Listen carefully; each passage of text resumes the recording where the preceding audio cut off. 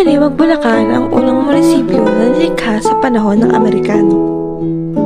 Noong Mayo 6, 1899, 5 araw matapos ang nakamamatay na Sabang Bate.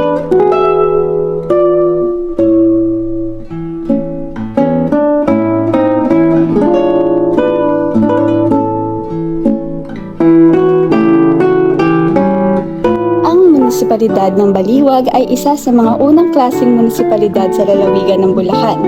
The term Baliwag came from the native Tagalog term Maliwag, means slowpoke. Ito ay sa kadahilanan na mabagal ang transportasyon noong unang panahon. Ang Baliwag ay itinatag noong 1732 ng mga Frailing Agustinian at isinama ng Kastilang Gobernador General noong Mayo 26, 1733.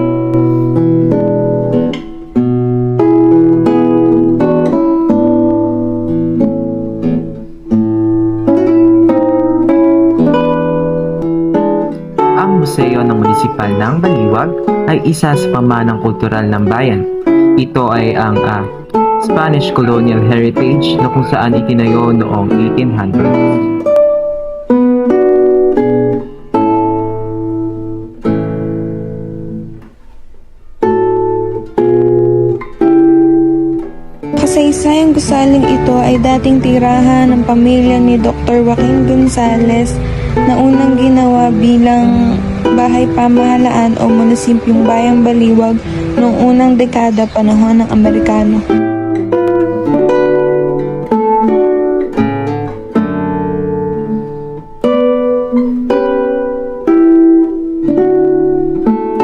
Noong 1993, ipinaayos at pinanatili ang dating anyo ng gusaling ito.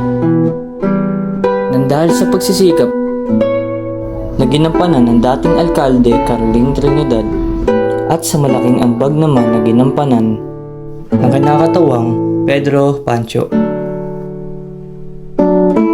Ang pagpapaayos ay sinagawa sa malaking tulong ng dating kalihim Mina T. Gabor ng Kagawaran ng Turismo at ang Philippine Tourism Authority. Pagkatapos, tinanggap ito muli ng pamahalaang bayan ng Baliwag sa pamumuno ni Alcalde Rolando Salvador sa isang formal na seremonya na ginanap noong Agosto 9, 1998. Ang seremonyang pinangangasiwaan ng Baliwag Tourism Council ay tinampukan ni Jenna Cruz Anieta, kalihim ng Kagawarang Turismo at Gobernador Josefina M. de la Cruz ng lalawigan ng Bulacan. Ang lumang Municipal Hall ay ginawang isang museo na nagpapakita ng iba't ibang makasaysayang account at dokumento ng mga kilalang tao, kaganapan, at arkitektura ng bayan.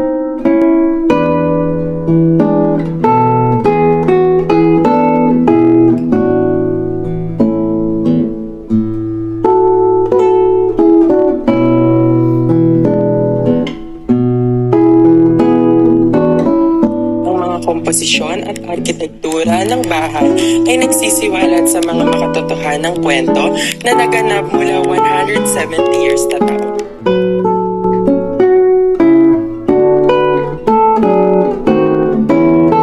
Ang orihinal na istruktura at arkitektura ng bahay na ito ay isang tipikal na bahay na bato na may impluensya at disenyo ng mga Espanyol.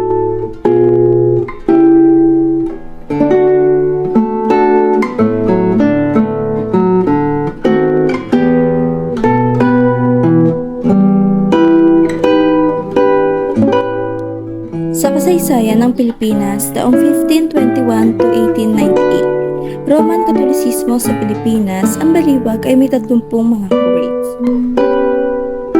Si Father Esteban Diaz at si Father Fausto Lopez ng 40 at 24 na taon. Ayon sa pagkakabanggit, si Father Lopez ay may 6 na anak na may magagandang katutubo.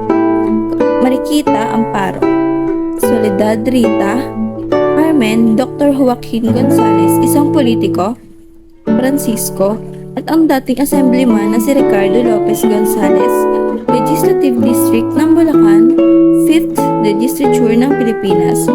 At si Jose, ang pinakamatanda, ay may malawak na kilala bilang Pepeng Mariquita, Espanyol Cura Parroco na si Father Isidro Prada ay nagsilbi sa Baliwag noong unang dekada ng rehimeng Kastila.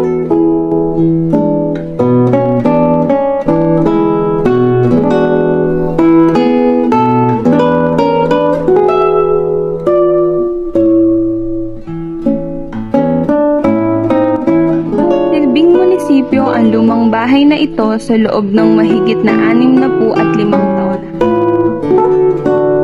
Hanggang 1971, kung kailan pinasinayaan ang bagong munisipyo sa ilalim ng pangangasiwa ng noong alkaldeng Florento Vergel de Dios sa pakiusap ng Baliwag Historical Society sa pangunguna ni Ginoong Rolando A. Villacorte.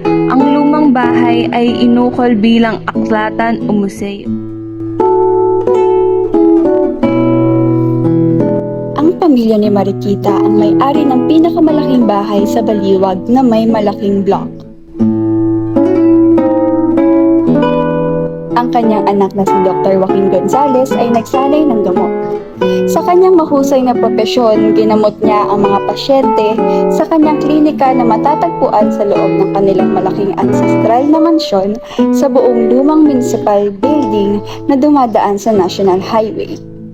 Ang pamantayang bahay na ito ay ginamit sa ibang pagkakataon at naging old municipal building, na ngayon ay ang Museo ng Baliwag.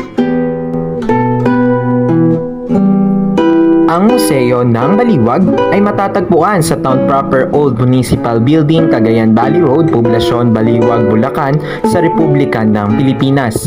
Ito ay may 150 metro mula sa pamana ng St. Agustin Parish Church ng Baliwag. Ang pagbisita namin sa lumang munisipyo ng Baliwag ay nagbigay daan sa amin sa pagpapahalaga at paggalang sa kasaysayan ng Baliwag. Hindi ko akalain na ang gusaling ito na aking dinadaan-daanan lamang ay isang makasaysayan at mahalagang lugar, lalong-lalo na sa mga mamamayan ng Baliwag. Matututuhan na rin natin kung gaano katalino at malikhain ang mga tao sa loob ng lumipas na libo-libo. Lahat ay gustong bumisita sa museo dahil ito ay isang edukasyon mismo.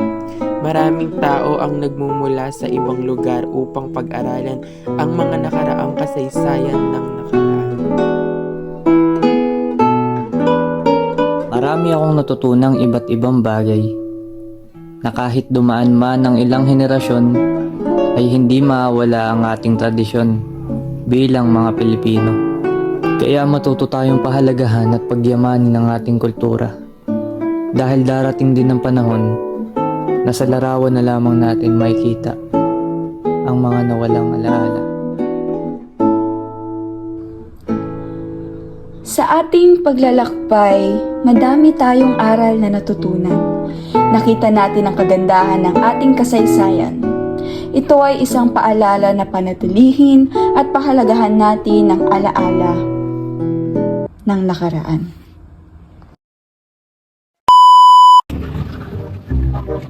Noong Mayo 99, limang araw.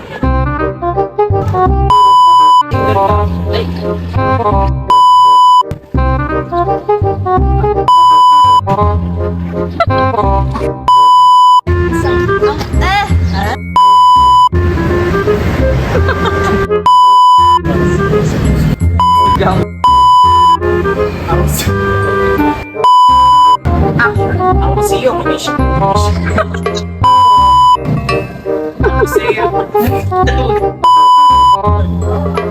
ang museo ng Baliwag ay matatagpuan.